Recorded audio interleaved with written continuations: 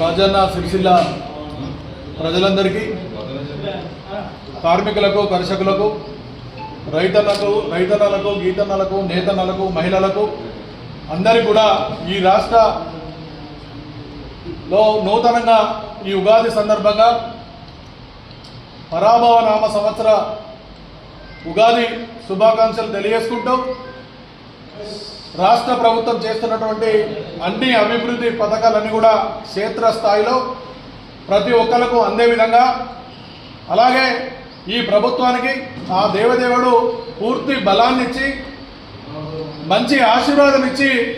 ఇంకా కూడా ప్రజలకు సేవ చేసేటువంటి భాగ్యాన్ని, ప్రజలకు ఇంకా ఫలాలు అందించేటువంటి ఆశీస్సులను, అభివృద్ధి చేసేటువంటి శక్తిని ఆ దేవదేవుడు ప్రసాదించాలని ఈ సంవత్సరంలో, నూతన సంవత్సరంలో